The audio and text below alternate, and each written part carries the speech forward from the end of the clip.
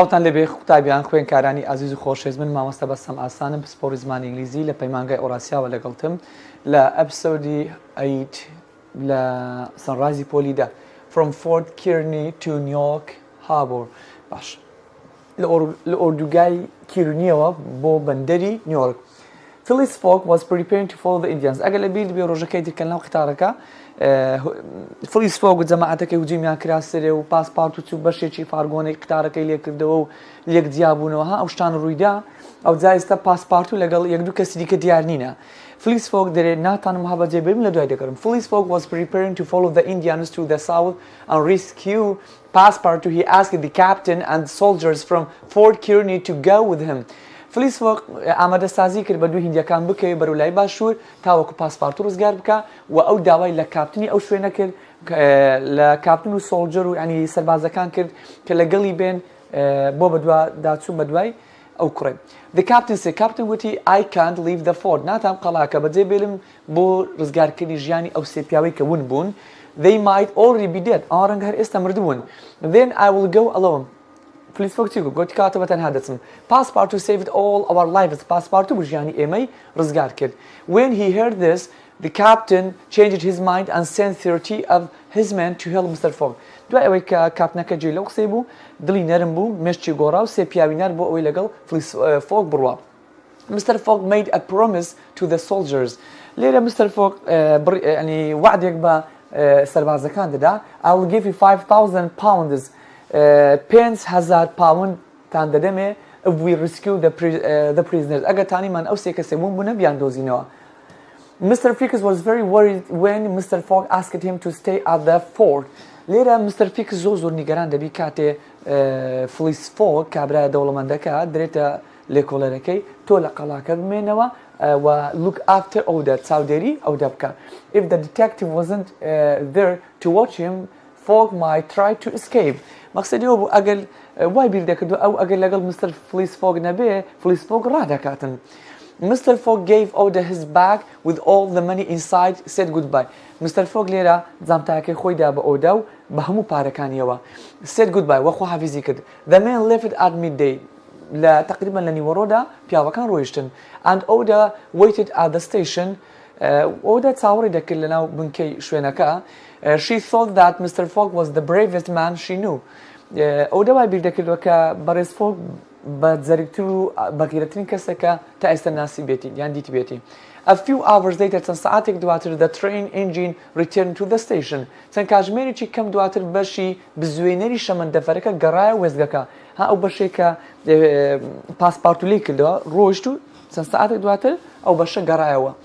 The passengers got into the carriages. The train slowly moved out of the station. ئیتر وردەوەدا بەشەکانیان پێوەنەوە و سەرنشینەکان سەرکەوتن و شەمەندەفەرەکە ڕۆیشت. Oda and Mr. Fickes didn't get on the train. ئەوان سواری قیتارەکە نەبوون واتە بەڕێز فیکس لەگەڵ ئەودا لە شوێنی خۆیان بوون سواری قیتار نەبوون. But stayed at the station to wait for the prisoners for Passepartout Fogg و ئانە. ئیتر ئەوان چاوەڕیان دەکرد چاوەڕی جەماعەتیان دەکرد بێنەوە. It was very cold and it was snowing. وردەوەدە دنیا سارتر داهاتوو بەفێر دەباری. It started to get dark. وردەوەدە دنیا تاریک داهات ئەودا couldn't sleep و دەنەی دەتوانی بنووی. She sat and waited all night. بە درێژایی شەو چاوەڕی کرد و واگا بوو.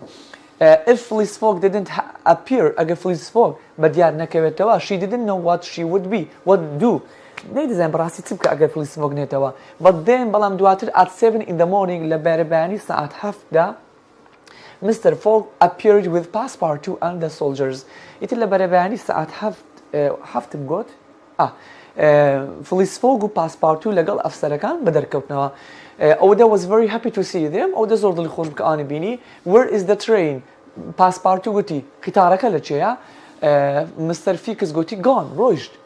The next train doesn't leave until this evening. و قیتاری دواتر هەتاوەکو ئەو ئێوارە ناڕوات. Mr. Fogg now found himself 24 hours behind time. ئێستا بەڕێز فۆگ 24 ساعت لە کاتی خۆی لایدیا و بەدواکەوتووە. If they couldn't get to New York by 11th December at 9 o'clock in the evening, then they would be too late. ئەوان ئەگەر نەگەن بە نیویۆرک هەتا چەند ئەگەر نەتوان تا 11 کانونی دوم لە نیویۆرک بن کاتژمێر 9 ئێوارە لە نیویۆرک بن لەو کاتەدا کە ئەو قسە قۆڕانی میمینە باشە کەواتە زۆر درەنگ کەوتوو دەبن پاسپارت زۆر دڵتەنگ بوو لێر دەرێن passport was very upset and felt bad هەستی بە بەخراپی دەکرد because he thought that everything was his fault وای دەزانین هەموو شتانی کە ڕووی دەیە هەڵەی پاسپارت بووە Mr. Fix then asked sir do you really have to be in New York on the 11th لێرە Mr. Fix گوتی بەڕاستی دەتەوێت لە 11 مانگ لە نیویۆرک بی yes it's very very important بەڵێ زۆر گرنگە و دەبێت لەو کاتەدا لەوێن دەربم Mr. Fox وەڵامی داوە then I might have an idea Mr. Fix گوتی وڵای دەن ئەمن بیرۆکەیەکم هەیە there is a man who has offered us a sledge with sails گوتی پیاوەکەیە لێرە پێشنیار ئەوی لۆ کردین بە خلیسکردنی سەر بەفر بڕۆین کە چارۆگەی پێوەیە if we use it we can travel across the snow ئەگەر ئەو بەکاربین دەتوانین بە درێژای ئەو بەفرە بڕۆین و بەفرەکە ببڕین there was no time to lose کات نییە لە دەستی بدەین they all climbed onto the open sledge and started to 200-mile journey to Omaha Nebraska ئەمان هەمیان سواری ئەو خلیسکێنە سەر بەفرێ بە چارۆگەیە بوون و دەستیان کرد بە ڕۆیشتن بە گەشتێکی 200 میلی بەرەو ئۆماها نیبراسکا ئەوە مەقسەدی ئەو خلیسکێنەیە ئەو خلیسکێن سەر بەفرە و هەموو لەسەر دانیشتێنە کە شوێنێکی کراوەیە It was a cold, dangerous journey and passport shot to wolves that came near the sledge.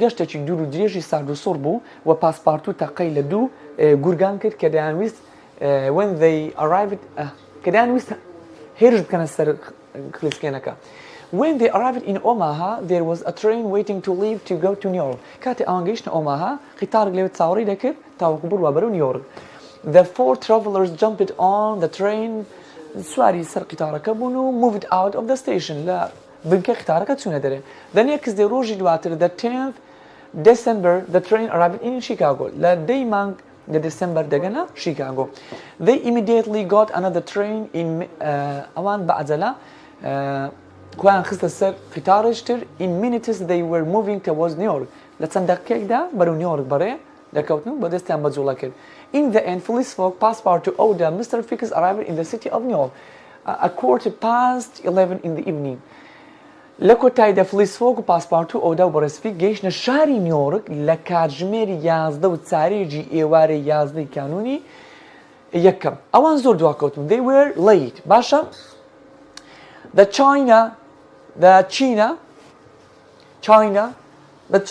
ship that was going to Liverpool کەشتێکێ بە ناوی چاینا کە بەرەو لیڤەرپول دەڕوا was already at sea and on its way to England کە ئەمان گەیشتن ئەو کەشتی چاینەیە لە ڕێگا بوو دەڕۆیشت بەرەو چێن دەرێ بەرەو ئینگڵند the travelers were sad and disappointed and decided to go to St. Nicholas Hotel ئیتر ئەو مەجموعە ئەو چوار کەسە بەڕاستی بێئومێد بوون کە زانیان کەشتێکە لە ڕێگایە چوونە ناو هۆتێلێک بە ناوی نیکۆلاس St. Nicholas on Broadway to get some sleep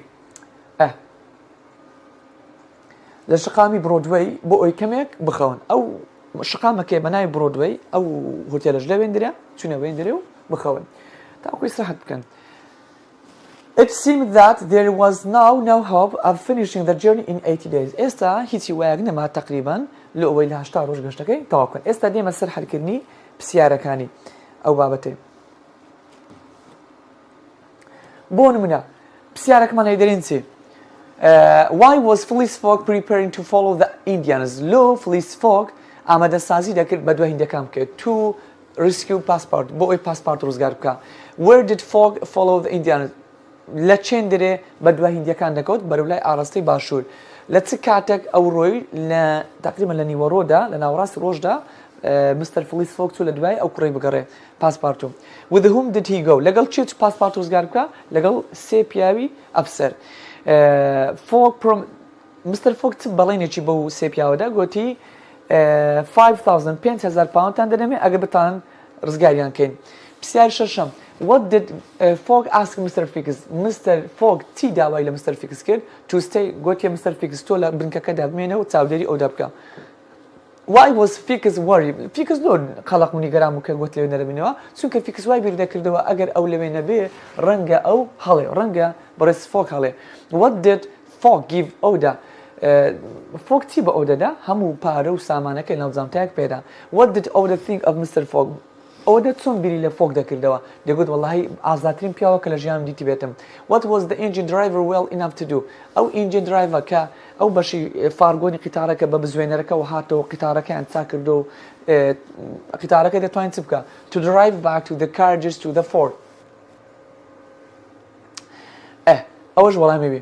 After the carriages were returned back to the forts, what did the passengers do؟ ئەوەی کە carriages بەشەکانی فارگۆن بەشەکانی قیتارەکە پارچەکان گەڕانەوە هێندرێ got onto the carriage نەفەرەکان سواری بەشەکانی قیتارەکە بوونەوە the train moved out of the station قیتارەکە ڕۆی.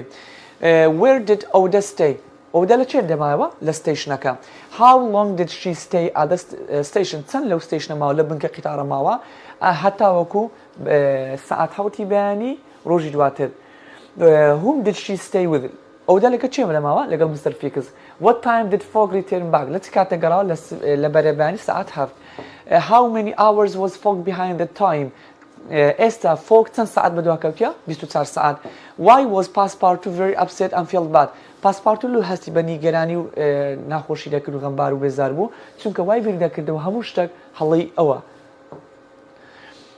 By what did Mr. Fogg بەچ ئەو گەشتە دوور درێژی ناو بەفریان بڕی بە سواربوون لەسەر خلیسکێنەیەکی کراوە کە 200 مایلەم بڕی بەرەو ئۆماهانی براسکە. How fast did they travel across؟ بە خێرایی چەند دەڕۆیشتن؟ بە خێرایی 40 میل لە سەعاتێکدا. Why was it dangerous travel across the snow؟ چونکە گورجی لێ بوو درندەی لێ بوو هجومیان دەکردنە سەرێ. Where did they get to next days؟ What did they do؟ ئەوان ڕۆژ دواتر چیان کرد they go to Chicago چونە Chicago they jumped چونە قیتارەشکە they were moving سەرەتا چونە شیکاگۆ سوارە قیتارەشکە بوون لەوێشەوە بەرەو ئاراستەی نیویۆرک ڕۆیشتن. When did the travelers get to New York؟ کەنگی گەیشتە نیویۆرک لە سەعات 11 لە کاتژمێر 11:04 ئێوارە تەئەخیر بوو کاتەکە لە 11 دیسمبر. When the travelers got to New York کاتێ گەشتیارەکان کاتێ ئەو چوار سەرنشینیان ئەو چوار گەشتیارە گەیشتە نیویۆرک where was their ship already؟ کەشتەکەی چاینە لە چێر بوو کەشتێکە کە ناوی چاینە بوو لە بەرەو ڕێگای بوو بەرەو چێندرێ ئینگڵند. After losing the ship دوای ئەوەی کەشتی چاینەکان لەدەستدا how did they feel؟ ئەو feels نییە بابە ئێسی پێوەنیا. What did they decide to؟ They were very sad ئەوان زۆر دڵتەنگ بوو کە کەشتەکان لەدەست ڕۆیشتیا بێئومێد بوون so they decided to go to the St. Nicholas ئەوان قەراریان دەبستنە هۆتێلی نیکۆلاس لە شەقامی برۆدوەی تاوەکو هەندێک بخەون. سناپەکەم لای خۆت ئارد بکە قوتابیانی عەزیز وانەی ئەو ڕۆکەمان کۆتایی دێ کاک محەممەد ئەوەش سناپەکەمانە ڤیددیۆ ڕێی جوارمان لێ هەیە خواتان لەگەڵ بێ کاک محەممەدی بەڕێز و خۆشەویست.